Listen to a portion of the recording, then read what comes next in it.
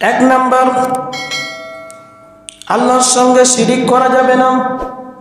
এক নাম্বার কাজ হলো আল্লাহ রাব্বুল আলামিনের সঙ্গে শরীক করা যাবে না, শিরিক করা যাবে না।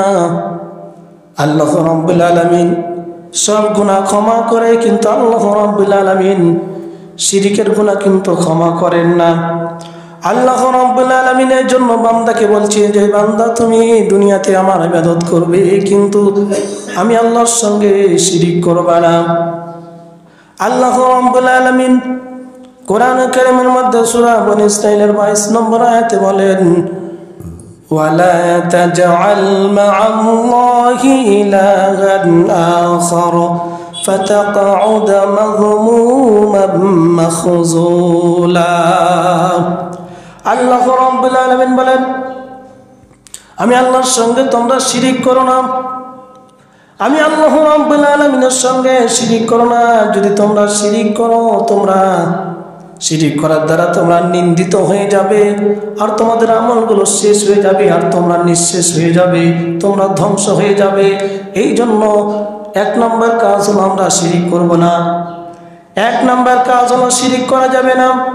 আজকে আমরা কথায় শিরিক করি, কাজের মধ্যে শিরিক করি। সমস্ত ক্ষমতার মালিক একমাত্র আল্লাহ রাব্বুল আলামিন। কিছু কিছু কথাগুলো আছে যেগুলো আমরা সমাজের মধ্যে বলি, যে কথাগুলো বললে আমাদের ঈমান চলে যায়, আমরা শিরিক করে ফেলি। আল্লাহকে বাদ দিয়ে মাজারে গিয়ে কেউ যদি সন্তান চায়, এটা হচ্ছে শিরিক। সন্তান দেওয়ার মালিক আল্লাহ রাব্বুল আলামিন। কবরে যিনি শুয়ে আছেন সে কোনো কারো ক্ষতি করতে পারে না, কারো উপকার করতে পারে না। এখন বাবার দরবারে গিয়ে, পীরের দরবারে গিয়ে যদি বলে যে বাবা আমাকে একটা সন্তান দাও, পীর কি আর সন্তান দিতে পারবে? সন্তান দেওয়ার মালিক কে?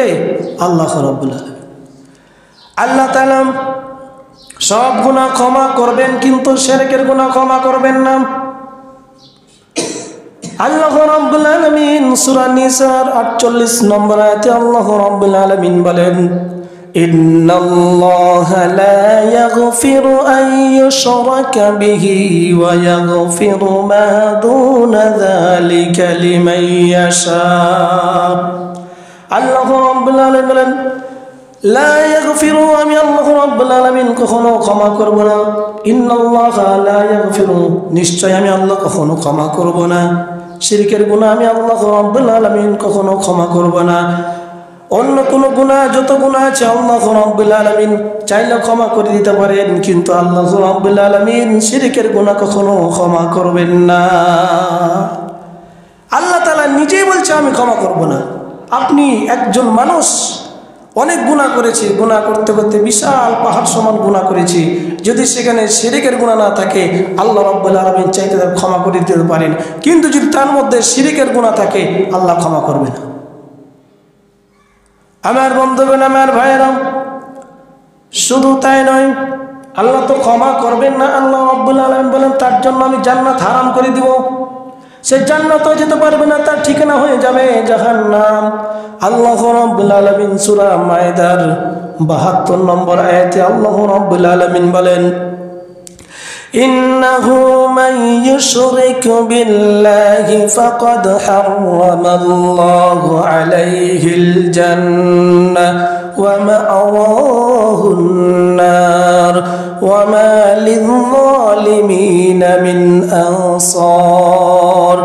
আল্লাহ রাব্বুল আলামিন বলেন, নিশ্চয় যে ব্যক্তি আমি আল্লাহর সঙ্গে শিরিক করবে, আমি আল্লাহ রাব্বুল আলামিন তার জন্য জান্নাতকে হারাম করে দিব, আর তার ঠিকানা হবে জাহান্নাম। তাহলে শিরিক করলে তার ঠিকানা হবে জাহান্নাম, সে জান্নাতে কখনো যেতে পারবে না। এই জন্য শিরিক মারাত্মক একটা অপরাধ। এই অপরাধ থেকে আল্লাহ রাব্বুল আলামিন নবীজি সাল্লাল্লাহু আলাইহি সাল্লামকে মেরাজে নিয়ে যে আল্লাহ রাব্বুল আলামিন শিখিয়ে দিয়েছেন আপনার উম্মত যেন কোনোদিন শিরিকের গুনাহ না করে।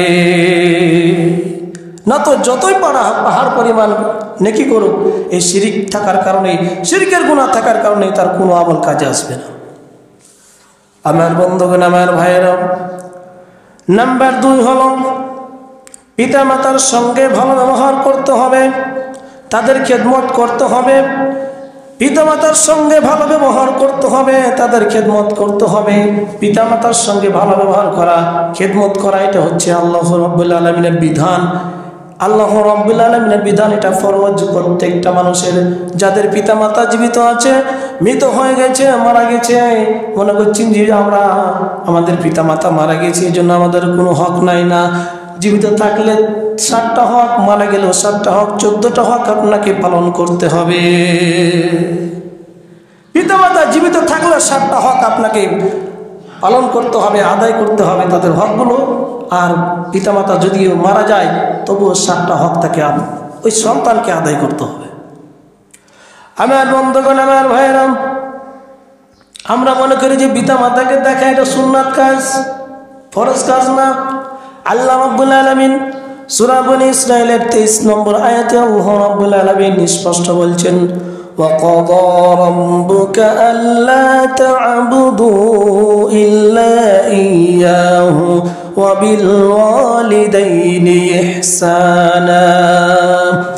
আল্লাহ রাব্বুল আলামিন বলেন, আমার 1 নাম্বার চূড়ান্ত ফয়সালা হলো আমি আল্লাহ রাব্বুল আলামিনের ইবাদত করবা, অন্য কারো ইবাদত করবা না, অন্য কারো দাসত্ব করবা না, অন্য কারো গোলামি করবা না, আমি আল্লাহ রাব্বুল আলামিনের একমাত্র ইবাদত করবা।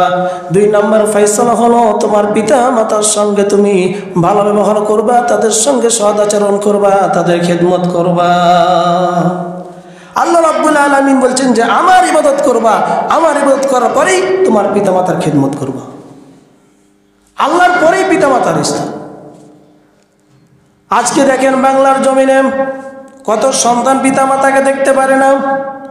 যে সন্তানগুলো পিতামাতাকে দেখতে পারে না, এইটা আপনি লিখে রাখেন কাগজের মধ্যে, আজকে লিখে রাখেন যে আপনি আপনার পিতামাতার সঙ্গে আপনি যে আচরণ করবেন, আপনি যখন বৃদ্ধ হবেন সে আচরণ আপনার সন্তান আপনার সঙ্গে করবে। এটা লিখে রাখেন, এটা করবে, অবশ্যই করবে। আপনি যদি আপনার পিতামাতাকে ভালোবাসেন, সুন্দর আচরণ করেন, তাহলে আপনার সন্তানের কাছ থেকে আপনি সুন্দর আচরণ পাবেন। আর যদি আপনার পিতামাতার সঙ্গে আপনি খারাপ আচরণ করেন, তাহলে আপনার সন্তানের কাছ থেকে আপনিও পাবেন খারাপ আচরণ। আল্লাহ রাব্বুল আলামিন সূরা লুকমানের 14 নম্বর আয়াতে বলেন, আনিশকুরুলি ওয়া লিওয়ালিদাইকা ইলাইয়াল মাসির। আল্লাহ রাব্বুল আলামিন বলেন, তোমরা আমার শুকরিয়া আদায় করো, তোমরা আমার শুকরিয়া আদায় করো, তোমরা আমার কৃতজ্ঞ আদায় করো, এবং পিতা মাতা যে তোমাকে লালন পালন করেছে এই জন্য শুকরিয়া আদায় করো। আল্লাহ বলছে আমার শুকরিয়া আদায় করো, আর তোমার পিতা মাতা তোমাকে লালন পালন করেছে এই জন্য তাদেরও শুকরিয়া আদায় করো। আল্লাহ রাব্বুল আলামিন আর বলেন, ইলাইয়াল মাসির, আর আমাদের কাছে তোমরা আমার কাছে সকলে ফিরে আসবে। আমরা সকলেই আল্লাহ রাব্বুল আলামিনের কাছে ফিরে যাব। এই জন্য পিতা মাতার সঙ্গে ভালো ব্যবহার করতে হবে। 2 নাম্বার কি আজকের 2 নাম্বার পয়েন্ট হচ্ছে যে পিতা মাতার সঙ্গে ভালো ব্যবহার করতে হবে। নবীজি সাল্লাল্লাহু আলাইহি ওয়াসাল্লাম হাদিসের মধ্যে বলেন, রিদার রাব্বি ফি রিদাল ওয়ালিদাইন ওয়া সাখাতুর রাব্বি ফি সাখাতিল ওয়ালিদাইন। নবীজি সাল্লাল্লাহু আলাইহি ওয়াসাল্লাম হাদিসের মধ্যে বলেন, আল্লাহ তাআলার সন্তুষ্টি পিতা মাতার সন্তুষ্টির মধ্যে, আর আল্লাহ তাআলার অসন্তুষ্টি পিতা মাতার অসন্তুষ্টির মধ্যে। আল্লাহকে সন্তুষ্ট করতে চাও, আল্লাহকে খুশি করতে চাও, পিতা মাতাকে আগে খুশি করো, তাইলে আল্লাহ খুশি হয়ে যাবে। আর আল্লাহকে যদি তুমি নারাজ করো, তাইলে পিতা মাতাকে যদি নারাজ করো, আল্লাহ তাআলা নারাজ হয়ে যাবে। আল্লাহকে খুশি করতে চাইলে পিতা মাতাকে আগে খুশি করতে হবে। আল্লাহ তাআলা রাসূল সাল্লাল্লাহু আলাইহি ওয়াসাল্লাম বলতেছেন যে আল্লাহ তাআলার সন্তুষ্টি পিতা মাতার সন্তুষ্টির মধ্যে। আমার বন্ধুগণ, আমার ভাইরা, নবীজি সাল্লাল্লাহু আলাইহি ওয়াসাল্লাম আরেক হাদিসের মধ্যে বলেন, ওই ব্যক্তি ধ্বংস হোক, 3 বার বলছেন, ওই ব্যক্তি ধ্বংস হোক, ওই ব্যক্তি ধ্বংস হোক, ওই ব্যক্তি ধ্বংস হোক, যে পিতা মাতার একজন অথবা 2 জনকে বৃদ্ধ অবস্থায় পেল এবং পিতা মাতার খেদমত করে সে নিজে জান্নাত যেতে পারলো না, ওই ব্যক্তি ধ্বংস হোক। যে ব্যক্তি পিতামাতাকে পেল কিন্তু পিতামাতার খেদমত করে পিতামাতাকে ভালোবেসে জান্নাতে যেতে পারলো না, ওই ব্যক্তি ধ্বংস হোক। তাহলে পিতামাতার এত গুরুত্ব দিয়েছে আল্লাহ রাব্বুল আলামিন। আমার বন্ধুগণ, আমার ভাইয়েরা, নাম্বার 3 হলো আল্লাহর কাছে নিজের কৃতকর্মের জন্য অনুতপ্ত হতে হবে, তওবা করতে হবে, ইবাদত করতে হবে। ইবাদত করতে করতে ভুল ভ্রান্তি হয়ে গেলে, গুনার কাজ হয়ে গেলে, পিতামাতার খেদমত করতে যে পিতামাতার সঙ্গে যদি খারাপ আচরণ হয়ে যায়, আল্লাহ রাব্বুল আলামিনের কাছে ক্ষমা চেয়ে নেব, পিতামাতার কাছে ক্ষমা চেয়ে নেব। আল্লাহ রাব্বুল আলামিন কোরআন কারীমের মধ্যে সূরা বনী ইসরাঈলের 25 নম্বর আয়াতে বলেন, রব্বুকুম আ'লামু বিমা ফি নুফুসিকুম ইন তাকুনু সালিহিনা ফাইন্নাহু কানা লিল আওয়াবিনা গফুরা। আল্লাহ রাব্বুল আলামিন বলেন, তোমাদের অন্তরে যা আছে আমি আল্লাহ রাব্বুল আলামিন ভালো করে জানি। প্রত্যেকটা মানুষের অন্তরে কি আছে, কি বলতেছে, আল্লাহ রাব্বুল আলামিন ভালো করে জানেন। সুতরাং তোমরা যদি নেককার হতে চাও, তাহলে গুনাহ হয়ে গেছে, অপরাধ হয়ে গেছে, আমি আল্লাহর কাছে বেশি বেশি কি করো, তওবা করো। আমি আল্লাহ রাব্বুল আলামিনের কাছে বেশি বেশি তওবা করো, আমি আল্লাহ রাব্বুল আলামিন তোমাদের ভুল ত্রুটি ক্ষমা করে দেব। তোমাদের অন্তরে কি আছে, আমাদের অন্তরে কি আছে, প্রত্যেকটা মানুষের অন্তরে কি আছে আল্লাহ তাআলা ভালো করে জানেন। এই জন্য অপরাধ হয়ে গেছে, গুনার কাজ হয়ে গেছে, পিতামাতার সঙ্গে চলাফেরা করতে গিয়ে যদি কোনো খারাপ কাজ হয়ে যায়, পিতামাতার সঙ্গে যদি আমরা চলাফেরা করতে গিয়ে পিতামাতার কষ্ট পেয়ে যাই, আল্লাহর কাছে ক্ষমা চেয়ে নেব, পিতামাতার কাছে ক্ষমা চেয়ে নেব। আল্লাহ তাআলা বলছে আমি তোমাদের ভুল ত্রুটিগুলো ক্ষমা করে দেব। কিন্তু আমরা এটা করি না। আমার টাকা হয়ে গেছে, আমার পয়সা হয়ে গেছে, আমার কে কি করবে, আমার কেউ কিছু করতে পারবে না। কিন্তু আল্লাহ রাব্বুল আলামিন সব কিছু পারেন না, সব কিছু পারেন। এই জন্য টাকা কিন্তু বেশি দিন থাকবে না। টাকাও ছিল কারণের, এমন টাকা ছিল যে ৭৭টা খালি মুটি লাগতো, খালি চাবি বহন করতে তার গোডাউনের। তো এতগুলো সম্পদ থাকার পরেও সে ধ্বংস হয়ে গেছে। শুধু টাকা থাকলে হবে না, আল্লাহ রাব্বুল আলামিন যে হুকুমগুলো দিচ্ছে সে হুকুমগুলো আমাদের মানতে হবে। আমার বন্ধুগণ, আমার ভাইয়েরা, কল্যাণময় রাষ্ট্র গঠনে নাম্বার 4 হলো, 4 নম্বর যে কাজ করতে হবে, আত্মীয় স্বজনকে তাদের হক আদায় করে দিতে হবে। আত্মীয় স্বজনকে তাদের হক আদায় করে দিতে হবে। অভাবগ্রস্ত মিসকিনদেরকে তাদের হক আদায় করে দিতে হবে। যারা মুসাফির আছে তাদের হক আদায় করে দিতে হবে। আমরা মনে করি যে আমরা সম্পদ যে উপার্জন করেছি, এই সম্পদগুলো শুধু আমারই, এর মধ্যে কোনো কারো হক নেই, কেউ পাবে না, এরকম না। আপনি যে সম্পদগুলো অর্জন করেছেন, জমা করেছেন, এই সম্পদ যখন আপনার পরিবারের জন্য যতটুকু প্রয়োজন খরচ করেছেন, প্রয়োজনের অতিরিক্ত যত সম্পদগুলো আছে, এর মধ্যে 3 শ্রেণীর লোকের আরও হক আছে। 1 নম্বর আত্মীয় স্বজন হক আছে, 2 নম্বর মিসকিনদের অভাবগ্রস্ত লোকদের হক আছে, 3 নম্বর যারা মুসাফির তাদের হক আছে। আল্লাহ রাব্বুল আলামিন কোরআন কারীমের মধ্যে সূরা বনী ইসরাঈলের 26 নম্বর আয়াতে বলেন, ওয়া আতিযাল কুরবা হাক্কাহু ওয়াল মিসকিনা ওয়া ইবনাস সাবিল। আল্লাহ রাব্বুল আলামিন বলেন, আত্মীয় স্বজনদের হক তাদের কাছে পৌঁছায় দাও, আত্মীয় স্বজনদের হক তাদের কাছে পৌঁছায় দাও, অভাবগ্রস্ত মিসকিন তাদের হক তাদের কাছে পৌঁছায় দাও, যারা মুসাফির তাদের হক তাদের কাছে পৌঁছায় দাও। আল্লাহ রাব্বুল আলামিন এই আয়াতের মধ্যে 3 শ্রেণীর কথা বলেছেন। 1 নম্বর হচ্ছে আত্মীয় স্বজনদের হক দিয়ে দাও, 2 নম্বর মিসকিনদের হক দিয়ে দাও, আর 3 নম্বর হলো মুসাফিরদের হক দিয়ে দাও। কিন্তু আজকে আমরা অভাবগ্রস্ত যারা আমাদের আত্মীয় স্বজন আছে, আমি খাই প্রতিদিন গোশ মাছ দিয়ে ভাত, আমার আত্মীয় স্বজন গরিব আছে কিন্তু আমার টাকা আছে, বিশাল বিল্ডিং বানাইছে কিন্তু বিল্ডিংয়ে থাকার মানুষ নাই, এরকম মানুষ এলাকাতে আছে না নাই? আছে না নাই? বিশাল বিশাল বিল্ডিং বানাইছে, বাড়তে থাকার মানুষ নেই, মাত্র 5টা মানুষ। এই 5টা রুম হয়ে গেলে হয়ে যায়, কিন্তু 10 তলা 5 তলা বাড়ি বানাইছে, থাকার লোক নাই। অথচ আত্মীয় স্বজন যারা গরিব তাদেরকে দেখে না। আমার বন্ধুগণ, আমার ভাইয়েরা, যারা এই সমস্ত কাজ করে এদের কি শাস্তি হবে? যারা আত্মীয় স্বজনদের হক আদায় করবে না। আল্লাহ রাব্বুল আলামিন সূরা মুহাম্মদের 22 এবং 23 নম্বর আয়াতে বলেন, ফাহাল আসাইতুম ইন তাওয়াল্লাইতুম আন তুফসিদু ফিল আরদি ওয়া তুকাত্তিউ আরহামাকুম أولئك الذين لعنهم الله فأصمهم وأعمى أبصارهم আল্লাহ রাব্বুল আলামিন বলেন তোমরা ক্ষমতা পেলেই আল্লাহ রাব্বুল আলামিন বলেন সম্ভবত তোমরা ক্ষমতা পেলেই তোমাদের টাকা পয়সা হইলে তোমরা ফাসাদ সৃষ্টি করবে সম্ভবত তোমরা ক্ষমতা পেলেই টাকা তোমাদের হয়ে গেলেই তোমরা কি করবে ফাসাদ সৃষ্টি করবে আর দ্বিতীয় নাম্বার কি করবে তোমরা আত্মীয় স্বজনদের আত্মীয়তার বন্ধন ছিন্ন করবে আত্মীয়কে চিনবে না তুমি গরিবের জন্য তাকে চিনো না ফকির সে তার জন্য চিনো না আল্লাহ রাব্বুল আলামিন এতে দুই শ্রেণীর কথা বলেছেন যখন তোমরা ক্ষমতা পাবে যখন তোমাদের টাকা হয়ে যাবে যখন তোমরা উচ্চ লেভেলে হয়ে যাবে তখন তোমরা কি করবে ফাসাদ সৃষ্টি করবে বিশৃঙ্খলা সৃষ্টি করবে আর দ্বিতীয় নাম্বার কাজ করবে তোমরা হলো যে আত্মীয়তার বন্ধন ছিন্ন করে দিবে যারা আত্মীয়তার বন্ধন ছিন্ন করে দেয় আল্লাহ তাআলা তাদেরকে লানত দেন অভিশাপ দেন যারা আত্মীয়তার বন্ধন ছিন্ন করে আল্লাহ রাব্বুল আলামিন তাদেরকে লানত দেন অভিশাপ দেন আর আল্লাহ রাব্বুল আলামিন বলছেন এসব লোকদের কানগুলোকে আল্লাহ রাব্বুল আলামিন সত্য শোনা থেকে বধির করে দেয় এবং সত্য দেখা থেকে চোখগুলোকে অন্ধ বানায় দেয় যখন টাকা হয়ে যায় বলে না যে মানুষ টাকা হয়ে যায় চোখ উল্টে গেছে যখন টাকা হয়ে যায় তখন তার চোখ উল্টে যায়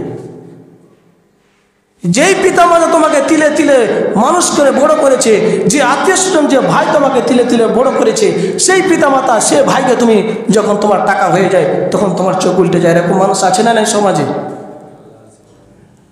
আমার বন্ধুগণ আমার ভাইরা এই জন্য আত্মীয়তার হক আপনাকে আদায় করে দিতে হবে মিসকিনদের হক আপনাকে আদায় করে দিতে হবে মুসাফিরদের হক আপনাকে আদায় করে দিতে হবে আপনি যদি এই সমস্ত হকগুলো আদায় না করে দেন আপনি যতই হাজি হন 100 বার হজ করে আসেন আপনি এখানে দুইটা হক আছে একটা হলো আল্লাহর হক দ্বিতীয় হলো বান্দার হক একটা হকুল্লাহ আল্লাহর হক দ্বিতীয় হচ্ছে বান্দার হক হকুল ইবাদ বান্দার হক আল্লাহর হক হলো নামাজ রোজা হজ যাকাত জিহাদ পর্দা পুশিদা এই সমস্তগুলো আল্লাহ রাব্বুল আলামিনের হক আপনি যদি নামাজ না পড়েন সেটা আল্লাহ রাব্বুল আলামিন চাইলে আপনাকে ক্ষমা করতে পারে নাও পারে কিন্তু যদি আপনি বান্দার হক মেরে থাকেন মানুষের হক মেরে থাকেন আল্লাহ রাব্বুল আলামিন আপনাকে কোশ্চিন কালো ক্ষমা করবেন না যতক্ষণ পর্যন্ত না বান্দা আপনাকে ক্ষমা করবে যে ব্যক্তির কাছে অপরাধ করেছেন যে ব্যক্তির আপনি হক নষ্ট করেছেন ওই ব্যক্তির সাথে যদি আপনি ক্ষমা না নেন আল্লাহ রাব্বুল আলামিন আপনাকে ক্ষমা করবে না এই জন্য বান্দার হকের গুরুত্ব বেশি বান্দার হকের জন্য গুরুত্ব বেশি এই জন্য বান্দার হক আমরা আদায় করে দিতে হবে প্রত্যেকটা মানুষের হক আদায় করে দিতে হবে নবীজি সাল্লাল্লাহু আলাইহি ওয়াসাল্লাম বলেন আজকে যখন টাকা হয়ে যায় আত্মীয়তার বন্ধন ছিন্ন করে নবীজি সাল্লাল্লাহু আলাইহি ওয়াসাল্লাম বলেন লা ইয়াদখুলুল জান্নাতা কাতি আত্মীয়তার ছিন্নকারী আত্মীয়তার বন্ধন ছিন্নকারী কখনো জান্নাতে যাবে না আত্মীয়তার বন্ধন ছিন্নকারী কখনো জান্নাতে যাবে না নবীজি সাল্লাল্লাহু আলাইহি ওয়াসাল্লাম আর হাদিসের মধ্যে বলেন সালাসাতুল লা ইয়াদখুলুনাল জান্নাহ তিন শ্রেণীর ব্যক্তি কখনো জান্নাতে প্রবেশ করবে না তিন শ্রেণীর ব্যক্তি এমন আছে যারা জান্নাতে প্রবেশ করবে না নাম্বার 1 হলো মুদমিনু খামরিন যে ব্যক্তি সর্বদাই মদ পান করে যে ব্যক্তি সর্বদাই মদ পান করে মদারু এই সমস্ত ব্যক্তিরা জান্নাতে প্রবেশ করবে না নাম্বার 2 হলো ওয়াকাতিউর রহিম আত্মীয়তার বন্ধন ছিন্নকারী কখনো জান্নাতে যাবে না নাম্বার 3 হলো মুসাদ্দিকুম বিসসিহর যে জাদুতে বিশ্বাস করে যে জাদু প্রয়োগ করে যে জাদু করে এই সমস্ত ব্যক্তিগুলো জান্নাতে যাবে না তাহলে তিন শ্রেণীর মধ্যে আত্মীয়তার বন্ধন ছিন্নকারী আছে না নাই এই জন্য আত্মীয়তার বন্ধন আপনাদের আত্মীয়তা আমাদের ঠিক রাখতে হবে বন্ধন ঠিক রাখতে হবে নবীজি সাল্লাল্লাহু আলাইহি ওয়াসাল্লামকে আল্লাহ রাব্বুল আলামিন মিরাজে নিয়ে যে 3 নাম্বার কথা বললেন যে আত্মীয়তার বন্ধন তোমরা 4 নাম্বার কথা বললেন যে আত্মীয়তার বন্ধন ঠিক রাখবা প্রত্যেকের হক আদায় করে দিবা যদি তোমরা এই সমস্ত কাজগুলো করতে পারো তাহলে তোমার ব্যক্তি জীবন পারিবারিক জীবন সামাজিক জীবন রাষ্ট্রীয় জীবন কল্যাণময় জীবন হয়ে যাবে কোনো দ্বন্দ্ব থাকবে না আমার বন্ধুগণ আমার ভাইয়েরা নবীজি সাল্লাল্লাহু আলাইহি ওয়াসাল্লাম যখন মেরাজে গেলেন আল্লাহ রাব্বুল আলামিন আরো 5 নম্বর যে বিষয় বলেছেন 5 নম্বর বিষয় বলেন ওয়ালা তুবাদ্দির তাবযীরা ও অপচয় করা যাবে না, অপব্যয় করা যাবে না, অপচয় করা যাবে না, অপব্যয় করা যাবে না। কেন? অপচয় যারা করে, যেটা প্রয়োজনের অতিরিক্ত খরচ করে, প্রয়োজনের অতিরিক্ত জিনিস যেটা খরচ করে, প্রয়োজনের অতিরিক্ত যে জিনিসটা করে, এটা হলো শয়তানের ভাই। কার ভাই? শয়তানের ভাই। এখন বলবেন হুজুর দলিল দিতে হবে, আমরা কিন্তু বিনা দলিলে মানব না। আল্লাহ রাব্বুল আলামিন বনী ইসরাঈলের সূরা বনী ইসরাঈলের 27 নম্বর আয়াতে বলেন, ইন্নাল মুবাযযিরিনা কানু ইখওয়ানাশ শায়াতিন ওয়া কানাশ শায়াতানু লিরাব্বিহি কাফুরা। আল্লাহ রাব্বুল আলামিন নিশ্চয় যারা অপচয় করে, অপব্যয় করে, প্রয়োজন অতিরিক্ত খরচ করে, তারা হলো শয়তানের ভাই। তারা হলো কি? শয়তানের ভাই। আমার বন্ধুগণ, আমার ভাইয়েরা, যারা অতিরিক্ত জিনিস খরচ করে যেটা প্রয়োজন নাই, বাংলার জমিনে আমার বন্ধুগণ, যারা বাংলার জমিনে যারা ছিল দায়িত্বশীল, যতটুকু প্রয়োজন জনগণের জন্য খরচ করতে হবে, যারা দায়িত্বশীল ছিল বাংলার জমিনে বিগত বছরগুলোতে 1734 জন যারা দায়িত্বশীল ছিল, তারা যদি ব্যক্তিগত জীবনে ব্যক্তির জন্য, নিজের ব্যক্তির জন্য যদি প্রয়োজনে অতিরিক্ত খরচ করে থাকে, নিজের স্বার্থের জন্য খরচ করে থাকে, যেগুলো টাকা খরচ করেছে, এরা সকলেই হচ্ছে কি? শয়তানের ভাই। কারণ আমার প্রয়োজন যেটা সেটা দিতে হবে, প্রয়োজনে অতিরিক্ত যেটা খরচ করবেন আপনি হবে শয়তানের ভাই। আল্লাহ রাব্বুল আলামিন কোরআনে কারিমে আরো বলেন, কুলু ওয়াশরাবু ওয়া লা তুসরিফু ইন্নাহু লা ইউহিব্বুল মুসরিফিন। আল্লাহ রাব্বুল আলামিন বলেন, কুলু খাও, ওয়াশরাবু পান করো, খাও পান করো, ওয়া লা তুসরিফু আর অপচয় করো না, অপব্যয় করো না। আল্লাহ বলছে খাও পান করো, ওয়া লা তুসরিফু তোমরা অপচয় করো না। আমার বন্ধুগণ, আমার ভাইয়েরা, পৃথিবীতে সবচেয়ে অপচয় করে সম্পদ, খাবার অপচয় করে সৌদি আরব। পৃথিবীতে যতগুলো রাষ্ট্র আছে তার মধ্যে সৌদি আরব সবচেয়ে খাবার নষ্ট করে। আস্তে একটা ছাগল নিয়ে আসলো দস্তরখানার ভিতরে, অর্ধেক খেলো, অর্ধেক ফেলে দিল। জরিপ করে দেখা গিয়েছে আমেরিকার যুক্তরাষ্ট্রের, তারা জরিপ করে দেখেছে পুরা বিশ্বের ভিতরে সবচেয়ে খাবার নষ্ট করে হলো সৌদি আরব। ওখানকার যতগুলো খাবার নষ্ট করে, এই যে ফিলিস্তিন হাজার হাজার মানুষ মারা যাচ্ছে, না খেয়ে খেয়ে মারা যাচ্ছে, এই মানুষগুলো যারা যে খাবারগুলো নষ্ট করে, এই খাবারগুলো যদি দিত তাহলে তারা 6 মাস থেকে 7 মাস পর্যন্ত এমনি বসে বসে খাইত। এত খাবার নষ্ট করে। তাহলে আল্লাহ তাআলা বলছেন যারা অপচয় করে, অপব্যয় করে, এরা হচ্ছে শয়তানের ভাই। তাহলে আল্লাহ তাআলা 5 নম্বর যে কথা বললেন যে অপচয় করা যাবে না, অপব্যয় করা যাবে না, আপনার যতটুকু প্রয়োজন অতটুকু আপনাকে খরচ করতে হবে, অতটুকু আপনাকে ব্যয় করতে হবে। আমার বন্ধুগণ, আমার ভাইয়েরা, নাম্বার 6, হকদারদের হক সঠিকভাবে আদায় করে দিতে হবে। আর আদায় করতে না পারলে, অপরাধ হয়ে গেলে যদি আদায় করতে না পারো, হকদারদের হক যদি না দিতে পারো, তাহলে তার সঙ্গে সুন্দর আচরণ করতে হবে, সুন্দর ভাষায় তার সঙ্গে কথা বলতে হবে, নম্র ভদ্র ভাষায় কথা বলতে হবে। যারা হকদার, আপনি ভোটে দাঁড়াইছেন, আপনি মেম্বার হয়েছেন, চেয়ারম্যান হয়েছেন, আপনি আস্থা দিয়েছিলেন যে ওই গ্রামে 5টা টিউবওয়েল দিব, ওই গ্রামে আমি একটা কী করে দিব, রাস্তা করে দিব, ব্রিজ করে দিব।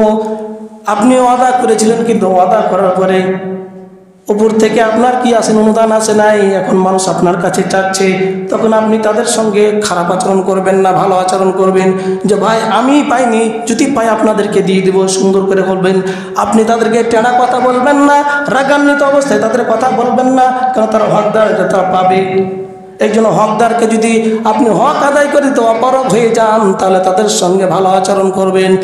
আল্লাহ রাব্বুল আলামিন সূরা বনী ইসরাঈলের 28 নম্বর আয়াতে আল্লাহ রাব্বুল আলামিন বলেন, ওয়া ইম্মা তু'রিদান্না আন্নাহুম মুবতিগা রাহমাতিম মির রাব্বিকা তারজুহা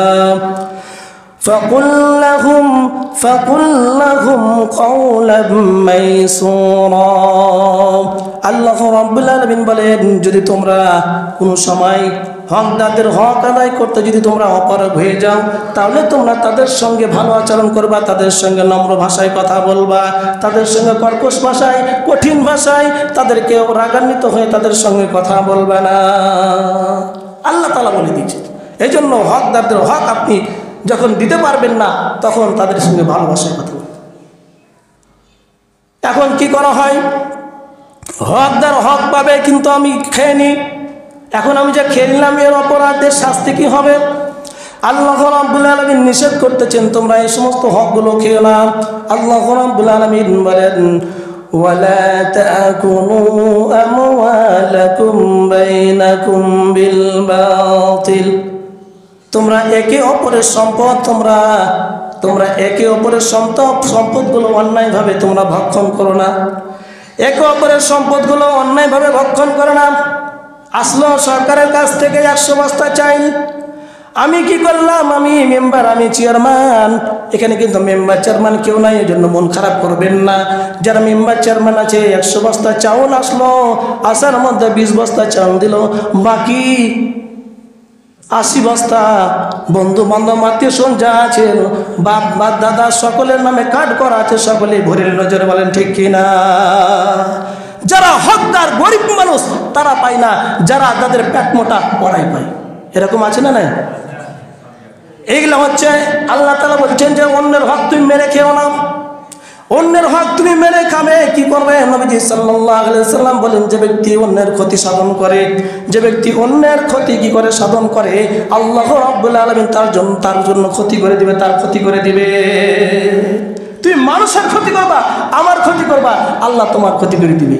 নবীজি সাল্লাল্লাহু আলাইহি ওয়াসাল্লাম আর এক হাদিসের মধ্যে বলেন, মানুষকে কষ্ট দিও না, তুমি যাকে কষ্ট দিবে আল্লাহ রাব্বুল আলামিন তোমাকে সেই কষ্টের মধ্যে ফেলে দিবে।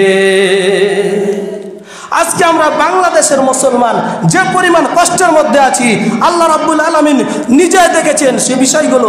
দেখার পরে এমন কষ্টের মধ্যে যারা কষ্ট দিয়েছিল আমাদেরকে, আল্লাহ রাব্বুল আলামিন তাদেরকে কষ্টের মধ্যে ফেলে দিয়েছিল। বলেন ঠিক কিনা? আমার বন্ধুগণ, আমার ভাইয়েরা, এই জন্য হকদারদের হক আদায় করে দিতে হবে। অপরাধ হয়ে গেলে আপনি তাকে বুঝিয়ে বলবেন, মানুষের হকগুলো সুন্দরভাবে আদায় করে দিবেন। নবীজি সাল্লাল্লাহু আলাইহি ওয়াসাল্লাম আরো বলেন, যার কাছে তোমার ভাইয়ের হক আছে, আমার কাছে আমার ভাইয়ের হক আছে, আপনার কাছে আপনার অন্য ভাইয়ের হক আছে, এই হকগুলো আপনি সঠিকভাবে আদায় করে দিবেন। ওই দিন আসার আগে, যে দিন অর্থ কড়ি থাকবে না, কিয়ামতের ময়দানে একজন লোক যখন হক মেরে খেয়ে যাবে, কিয়ামতের ময়দানে বিশাল পাহাড় পরিমাণ একজন সম্পদের নেকির একটা স্তূপ নিয়ে উঠবে। মানুষরা দেখবে যে বিশাল বড় নেকির পাহাড়, এত বড় নেকির পাহাড় কার রে? নামাজ রোজা হজ যাকাত সবই করছে, কিন্তু হক মেরে খেয়েছে।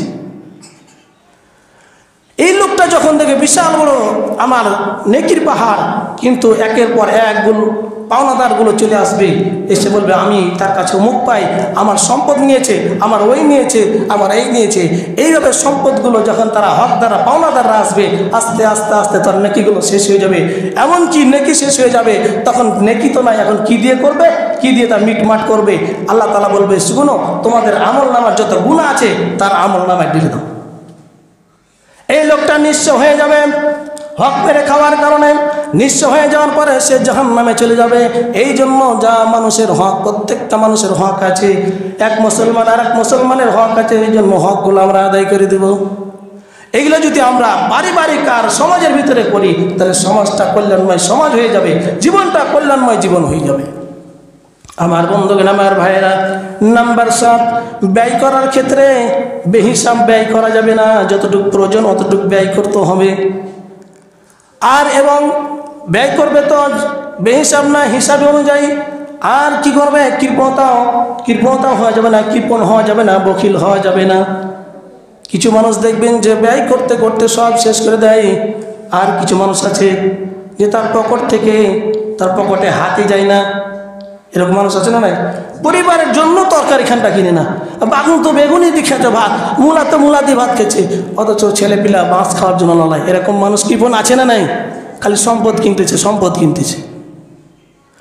আল্লাহ রাব্বুল আলামিন নিষেধ করে দিয়েছেন।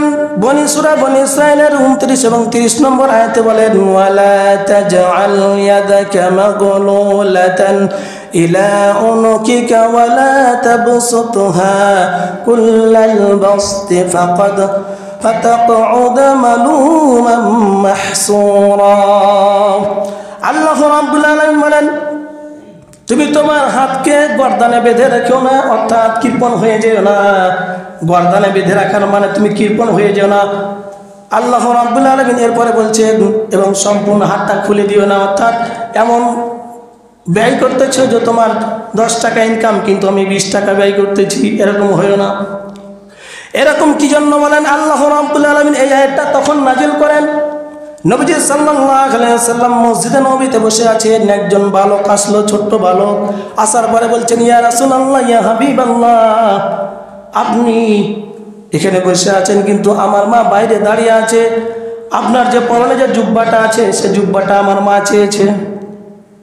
আপনি যে জামাটা পরে আছেন সে জামাটা আমার মা চেয়েছে। নবীজি সাল্লাল্লাহু আলাইহি ওয়াসাল্লাম বললেন যে ঠিক আছে, আমার তো এখন একটাই জুব্বা, সুতরাং পরে তোমাকে এক সময় দিয়ে দিব, যাও। ছেলেটা চলে গেল। যাওয়ার পরে তার মা বলল আবার যাও। বললেন না, এই জামাটাই লাগবে, অন্যটা লাগবে না, এটাই লাগবে যেটা পরে আছেন। নবীজি সাল্লাল্লাহু আলাইহি ওয়াসাল্লাম তো দয়ার সাগর।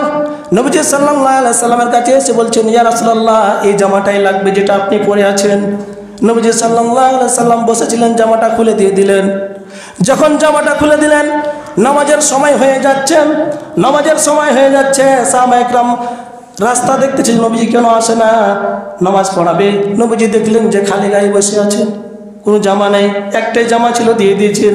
তখন আল্লাহ রাব্বুল আলামিন এই সূরা বনী ইসরাঈলের এই যে আয়াতটা আল্লাহ রাব্বুল আলামিন নাযিল করে দিলেন যে হে নবী, আপনি এমন হয়েন না যে দান করতে করতে আপনি নিঃস্ব হয়ে যান, এরকম করেন না। আর এমন হয়েন না যে দান করবেন না কৃপণ হয়, এরকম হয়েন না। মধ্যম পন্থা আপনি অবলম্বন করেন, দানও করেন আর জমাও করেন। এজন্য আমরা কি করব? নবীজি সাল্লাল্লাহু আলাইহি সাল্লামের আল্লাহ রাব্বুল আলামিন এখানে শিক্ষা দিচ্ছেন যে দানও করতে হবে, মানুষকে দিতে হবে, ব্যয়ও করতে হবে, জমাও করতে হবে, দুটাই করতে হবে। আমার বন্ধুগণ, আমার ভাইরা, আল্লাহ রাব্বুল আলামিন কোরআন কারীমের মধ্যে বলেন, ইন্না রাব্বাকা ইয়াবসুতুর রিজকা লিমান ইয়াশা ওয়া ইয়াকদির ইন্নাহু কানা বিইবাদিহি খাবীরান বাসীরা। আল্লাহ রাব্বুল আলামিন বলেন, নিশ্চয় তোমার রব যাকে ইচ্ছা তাকে কি করেন? বেহিসাব দেন, বেহিসাব রিজিক দিয়ে দেন। আর যাকে ইচ্ছা আল্লাহ রাব্বুল আলামিন রিজিক কমায় দেন। আল্লাহ কাকে বেশি রিজিক দেয়, কাকে কম রিজিক দেয়। কারণ যে আল্লাহ রাব্বুল আলামিনের হুকুম আহকাম বেশি পালন করে এর রিজিকের মধ্যে বরকত দিয়ে দেয়। আর যে আল্লাহ রাব্বুল আলামিন হুকুম পালন করে না এর রিজিকটা কমায় দেয়। আমার বন্ধুগণ, আমার ভাইরা, 8 নম্বর বিষয়টা খেয়াল করেন ভালো করে। 7 নম্বর বিষয়গুলো। 8 নম্বর বিষয়, দারিদ্রতার ভয়ে সন্তানকে হত্যা করো না। ফকির হয়ে যাবা, গরিব হয়ে যাবা, দরিদ্র হয়ে যাবা, এই জন্য সন্তানকে হত্যা করো না। তোমরা কখনো সন্তানদেরকে হত্যা করো না। এখন বুঝবেন না, বুঝলেন না যে হুজুর কি বলছেন, এটা কেমন জিনিস আমরা বুঝলাম না। আল্লাহ তাআলা বলতেছেন যে ওয়ালা তাকতুনু আওলাদাকুম খাশিয়াতা ইমলাক নাহনু নারযুকুহুম ওয়া ইয়্যাকুম ইন্না কাতলাহুম কানা খিতআন কাবীরা। আল্লাহ রাব্বুল আলামিন বলেন, তোমরা তোমাদের সন্তানদেরকে দারিদ্রতার ভয়ে হত্যা করো না। তোমরা তোমাদের সন্তানদেরকে দারিদ্রতার ভয়ে হত্যা করো না, কারণ আমি তাদেরকে রিজিক দেই, তোমাদেরকেও আমি রিজিক দেই। বুঝতে পারেন নাই? আল্লাহ তাআলা বলছেন যে দারিদ্রতার ভয়ে সন্তানকে হত্যা করো না, কারণ আমি সন্তানদেরকেও রিজিক দেই, যারা বাবা আছে তাদেরকেও আমি রিজিক দেই। রিজিকের মালিক কে? আল্লাহ। তা রিজিক দেন কে? আল্লাহ রাব্বুল আলামিন। এখন বলবেন যে আমি তো খাটি। আরে খাটার শক্তি দিয়েছে কে? আল্লাহ রাব্বুল আলামিন। এই বিষয়টা বুঝতে পারলেন না? আমরা তো সন্তানকে হত্যা করি না। বিগত 53 বছরে আমরা বন্ধুগণ, সরকারের আইন ছিল, কি আইন ছিল? 2টি সন্তানের বেশি না 1টি হলে ভালো হয়। 2টি সন্তানের বেশি না 1টা হলে ভালো হয়। এই যে জন্ম নিয়ন্ত্রণ যারা করে, এটাই হচ্ছে সন্তানকে হত্যা করে দেওয়া। আরে আল্লাহ আসতেছে, আল্লাহ দিচ্ছে, কিন্তু আপনি নিচ্ছেন না। এটাই হচ্ছে সন্তানকে হত্যা করে দেওয়া। আর এই হত্যা করে দেওয়ার কারণে আল্লাহ রাব্বুল আলামিন আজকে দেখেন ইহুদি খ্রিস্টানরা যারা ইহুদি কি আছে, এই যে ইসরায়েলের ইহুদিরা, তারা প্রত্যেকটা মানুষের হাজার হাজার শত শত সন্তান, কারণ তারা সন্তান বাড়াইতেছে যেন মুসলমানদেরকে নিধন করা যায়। আর ওরা বলছে যে না, সন্তান বেশি নেওয়া যাবে না, আমাদেরকে এই প্রেসক্রিপশন দিতেছে সন্তান কম নেওয়া, রিজিক পাবে না, বাংলাদেশের আয়তন কম। এর মধ্যে কি আছে? ডাল মে কুছ কালা হ্যায়। যেন মুসলমানদের সংখ্যা কমে যায়, মুসলমানদের সংখ্যা যখন কমে যাবে তখন আমরা তাদের উপর হামলা করতে পারবো। আল্লাহ তাআলা এই জন্য 1400 বছর আগে বলে দিয়েছেন যে তোমরা সন্তানকে হত্যা করো না। বেশি সন্তান দেখবেন যারা বেশি সন্তান নিয়েছে তারা এখনো জীবিত আছে। বেশি সন্তান নেওয়ার দ্বারা আল্লাহ তাআলা হায়াত বৃদ্ধি করে দেয়। আজকে যখন আপনি একটা সন্তান নিচ্ছেন তখন আপনি 20 বছর 25 বছর বয়সে 30 বছর বয়সে আপনি বিদায় হয়ে যাচ্ছেন। আগে দেখেন অনেক মানুষের 10টা 15টা 20টা করে সন্তান, তাদের শক্তি দেখেন, তাদের পাওয়ার দেখেন, তাদের খাটার মধ্যে বরকত দিয়েছে আল্লাহ রাব্বুল আলামিন। আমার বন্ধুগণ, আমার ভাইয়েরা, 9 নম্বর, জেনা ব্যভিচারের কাছে যেও না, জেনা ব্যভিচার করো না। নবীজি সাল্লাল্লাহু আলাইহি সাল্লাম যে মেরাজে গেলেন, আল্লাহ রাব্বুল আলামিন 9 নম্বর বিষয় যে শিক্ষা দিলেন, আপনার উম্মতকে বলে দিবেন জেনার কাছে না যায়, জেনার ধারে কাছে না যায়, জেনা না করে। আল্লাহ রাব্বুল আলামিন সূরা বনী ইসরাঈলের 32 নম্বর আয়াতে বলেন, ওয়ালা তাকরাবুজ জিনা ইন্নাহু কানা ফাহিশাতান ওয়া সাবিলা। আল্লাহ রাব্বুল আলামিন বলেন তোমরা জেনা ব্যভিচারের ধারে কাছে যেও না, কারণ এটা নিকৃষ্ট এবং মন্দ পথ। এই জেনা ধারে কাছে যেও না। আজকে বাংলার জমিনে জেনা ব্যভিচার, ধর্ষণ, লুট, তারাস বেড়ে গেছে। জেনা ব্যভিচার এত বেড়ে গেছে যে গরু ছাগল যেমন রাস্তায় ধারে করে এরকম সন্তান আজকের বাংলার জমিনে এরকম জেনা বেড়ে গেছে। অথচ আল্লাহ তাআলা বলছেন যে তোমরা জেনা ব্যভিচারের কাছে যেও না। নবীজি সাল্লাল্লাহু আলাইহি ওয়াসাল্লামের কাছে একজন যুবক আসলো। আসার পরে বলছেন, ইয়া রাসূলুল্লাহ, ইয়া হাবিবাল্লাহ, আপনি আমাকে জেনা করার কি দেন, অনুমতি দেন, আপনি আমাকে জেনা করার অনুমতি দেন। নবীজি সাল্লাল্লাহু আলাইহি ওয়াসাল্লাম তাকে বলল, আমরা হলে খেপে যেতাম, লাঠি একটা নিয়ে আসো তো, আর আজকে খবর আছে, বলতাম না? নবীজি বলছেন বসো। নবীজি সাল্লাল্লাহু আলাইহি ওয়াসাল্লাম তাকে বলল, শোনো, তুমি যে জেনা করবে, কার সঙ্গে করবে? তুমি যার সঙ্গে করবে সে একজন কারো বোন, অথবা কারো মা, অথবা কারো খালা, কারো ফুফু, ঠিক না? সুতরাং তুমি যে কারো খালার সঙ্গে, কারো বোনের সঙ্গে, কারো মেয়ের সঙ্গে জেনা করবে, তাহলে ওই লোকটাকে খারাপ লাগবে না? লাগবে না? লাগবে। সুতরাং তোমার বোনের সঙ্গে যদি কেউ জেনা করতে চায়, তোমার মায়ের সঙ্গে কেউ যদি জেনা করতে চায়, তোমার বোনের সঙ্গে, তোমার চাচির সঙ্গে, তোমার ফুফুর সঙ্গে যদি কেউ জেনা করতে চায়, তোমার খারাপ লাগবে না? লাগবে না? তখন বলছে জি হ্যাঁ লাগবে। তাহলে তুমি কি চাও যে অন্যের বোনের সঙ্গে জেনা করবে, অন্যকে খারাপ লাগবে না? সেই সাহাবী তখন বুঝতে পারলেন, নিজের ভুল বুঝতে পারলো, তওবা করলো, তওবা করে সেখান থেকে ফিরে গেল। কিন্তু এখন দেখবেন যে যখন টাকা হয়ে যায় তখন জেনা বেড়ে যায়। যারা বলেন ঠিক কিনা?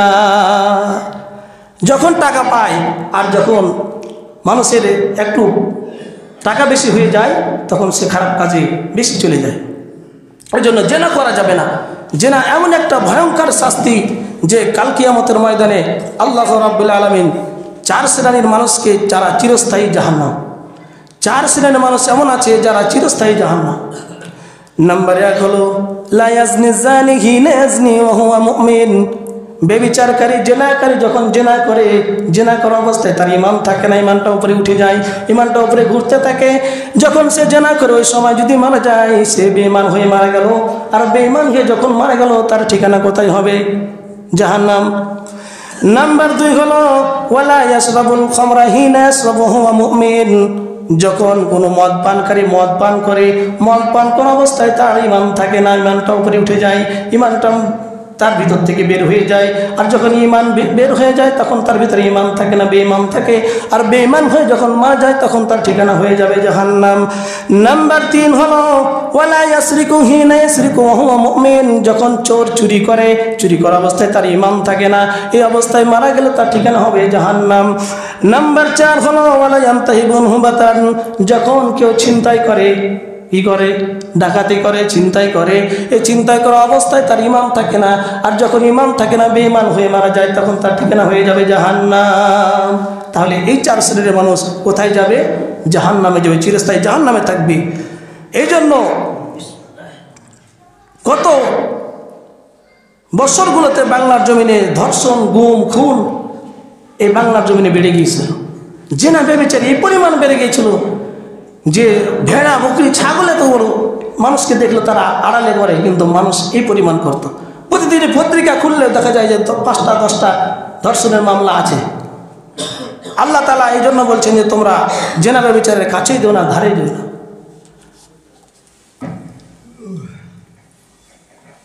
জেনা এমন একটা ভয়ঙ্কর শাস্তি যে এই জেনার মধ্যে যারাই থাকবে তাদের বরকত আল্লাহ রাব্বুল আলামিন জীবনের বরকত, হায়াতের বরকত কমে যাবে। আল্লাহ রাব্বুল আলামিন 10 নম্বর যে বলছেন যে কোনো মানুষকে অন্যায়ভাবে হত্যা করা যাবে না, এই বিষয়টা বলে আমি শেষ করে দিচ্ছি। যেহেতু 10টা 14টা বিষয় শেষ করা যাবে না, আমি এখান থেকে আল্লাহ তাআলা বলছেন যে মানুষকে অন্যায়ভাবে হত্যা করো না। এই বিষয়টা ভালো করে খেয়াল করবে, মানুষকে অন্যায়ভাবে হত্যা করে না। আল্লাহ রাব্বুল আলামিন বলছেন সূরা বনী ইসরাঈলের 33 নম্বর আয়াতে, ওয়ালা তাকতুলুন নাফসাল্লাতী হারামাল্লাহু ইল্লা বিল হক। আল্লাহ রাব্বুল আলামিন বলছেন যে সমস্ত মানুষদেরকে, যে সমস্ত নফসদেরকে আল্লাহ রাব্বুল আলামিন হত্যা করা হারাম করে দিয়েছে, তোমরা তাদেরকে হত্যা করো না। কারণ ছাড়া কাউকে হত্যা করো না।